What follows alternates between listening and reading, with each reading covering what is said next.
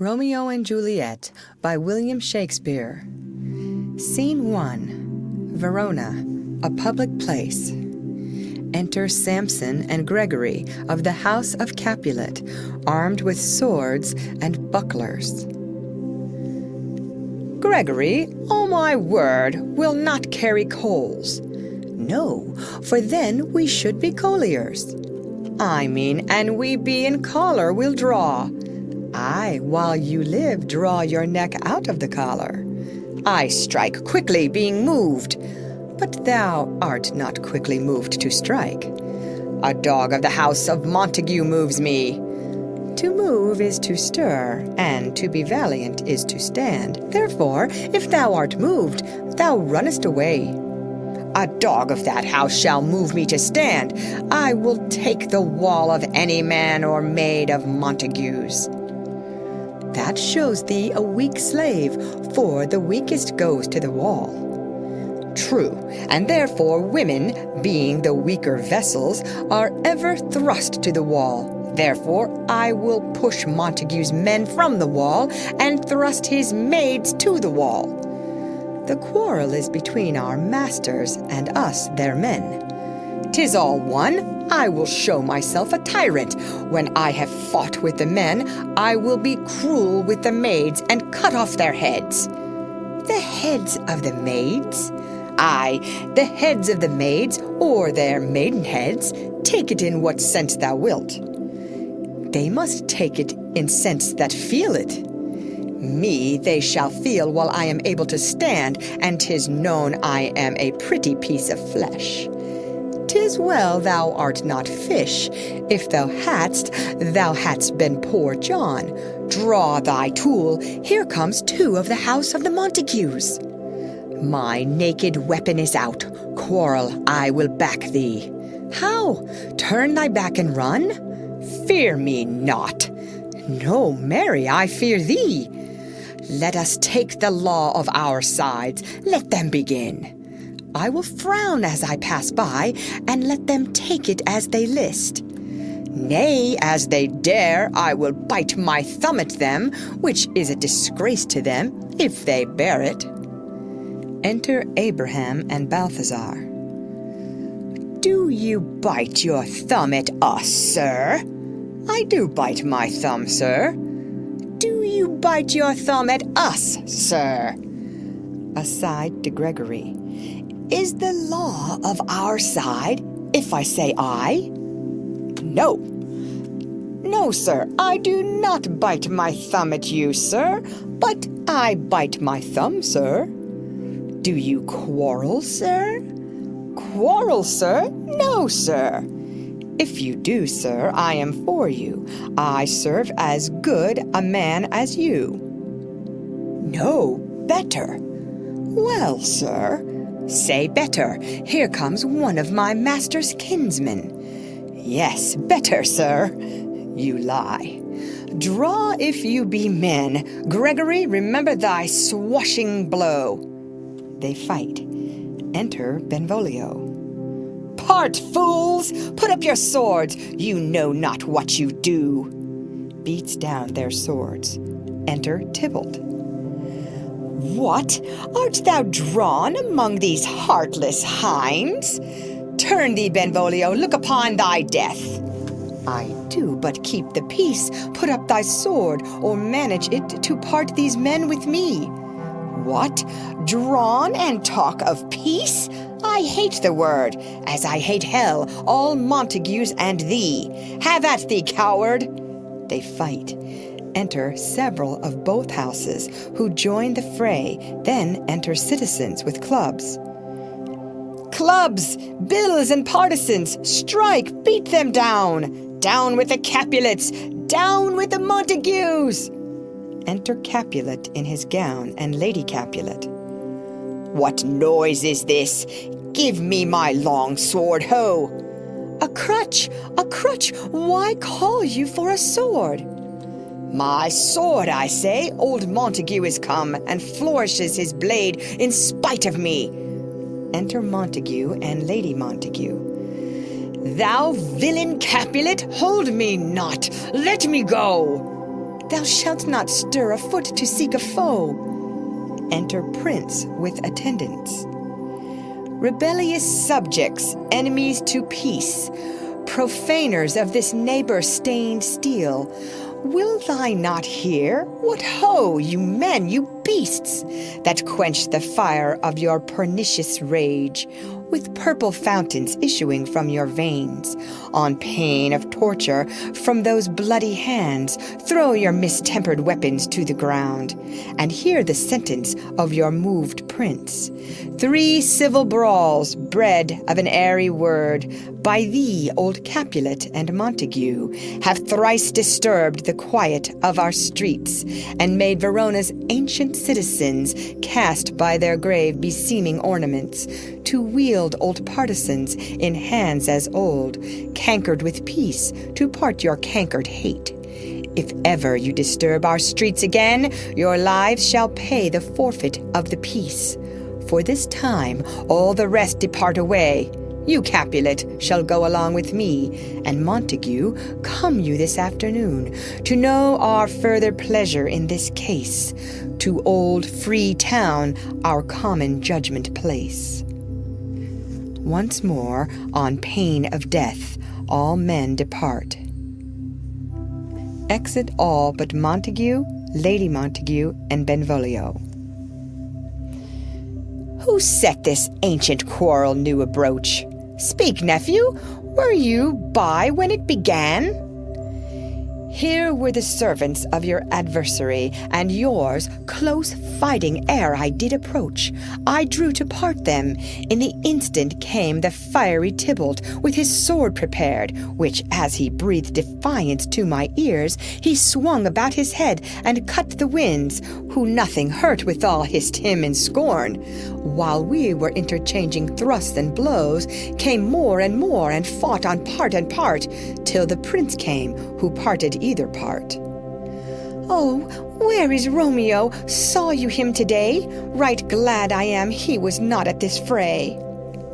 Madame, an hour before the worshipped sun peered forth the golden window of the east, a troubled mind drave me to walk abroad, where underneath the grove of sycamore, that westward rooteth from the city's side, so early walking did I see your son. Towards him I made, but he was ware of me, and stole into the covert of the wood, I measuring his affections by my own, that most are busied when they're most alone, pursued my humor, not pursuing his, and gladly shunned who gladly fled from me. Many a morning hath he there been seen, with tears augmenting the fresh morning dew, adding to clouds more clouds with his deep sighs, but all so soon as the all-cheering sun should in the furthest east begin to draw the shady curtains from Aurora's bed, away from the light steals home my heavy son, and private in his chamber pens himself, shuts up his windows, locks far daylight out, and makes himself an artificial night. Black and portentous must this humor prove, unless good counsel may the cause remove. My noble uncle, do you know the cause? I neither know it nor can learn of him. Have you importuned him by any means? Both by myself and many other friends, but he, his own affections' counselor, is to himself, I will not say how true, but to himself so secret and so close, so far from sounding and discovery, as if the bud bit with an envious worm, ere he can spread his sweet leaves to the air, or dedicate his beauty to the sun. Could we but learn from whence his sorrows grow, we would as willingly give cure as know. Enter Romeo. See where he comes, so please you, step aside, I'll know his grievance, or be much denied. I would thou wert so happy by thy stay, to hear true shrift. Come, madame, let's away. Exit Montague and Lady Montague. Good morrow, cousin. Is the day so long? But new struck 9. Ay me, sad hours seem long. Was that my father that went hence so fast? It was. What sadness lengthens Romeo's hours? Not having that which having makes them short. In love? Out. Of love? Out of her favor where I am in love. Alas, that love so gentle in his view should be so tyrannous and rough in proof. Alas, that love, whose view is muffled still, should without eyes see pathways to his will. Where shall we dine? Oh me, what fray was here? Yet tell me not, for I have heard it all. Here's much to do with hate, but more with love. Why then, O brawling love, O loving hate, O anything of nothing first create? O heavy lightness, serious vanity, misshapen chaos of well-seeing forms, feather of lead, bright smoke, cold fire, sick health, still waking sleep. That is not what it is. This love feel I, that feel no love in this. Dost thou not laugh? No, 'cause I rather weep. Good heart at what? At thy good heart's oppression. Why, such is love's transgression. Griefs of mine own lie heavy in my breast, which thou wilt propagate to have it pressed. With more of thine, this love that thou hast shown doth add more grief to too much of mine own. Love is a smoke raised with the fume of sighs, being purged, a fire sparkling in lovers' eyes, being vexed, a sea nourished with lovers' tears. What is it else? A madness most discreet, a choking gall, and a preserving sweet. Farewell, my coz. Soft, I will go along, and if you leave me so, you do me wrong. Tut, I have lost myself. I am not here. This is not Romeo. He's some other where. Tell me in sadness, who is that you love? What, shall I groan and tell thee? Groan? Why no, but sadly tell me who. Bid a sick man in sadness make his will. A word ill urged to one that is so ill. In sadness, cousin, I do love a woman. I aimed so near when I supposed you loved. A right good mark, man, and she's fair I love. A right fair mark, fair coz, is soonest hit. Well, in that hit you miss, she'll not be hit. With Cupid's arrow, she hath Dian's wit, and in strong proof of chastity well armed, from love's weak childish bow she lives unharmed. She will not stay the siege of loving terms, nor bide the encounter of assailing eyes, nor ope her lap to saint-seducing gold. Oh, she is rich in beauty, only poor, that when she dies with beauty dies her store. Then she hath sworn that she will still live chaste. She hath, and in that sparing makes huge waste. For beauty starved with her severity cuts beauty off from all posterity. She is too fair, too wise, wisely too fair, to merit bliss by making me despair. She hath forsworn to love, and in that vow do I live dead that live to tell it now. Be ruled by me, forget to think of her. Oh, teach me how I should forget to think.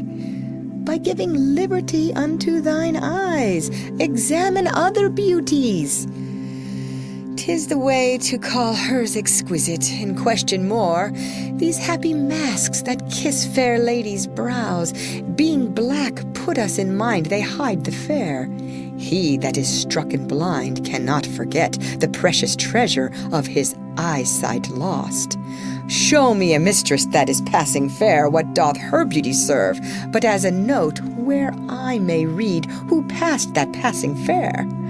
Farewell, thou canst not teach me to forget. I'll pay that doctrine or else die in debt.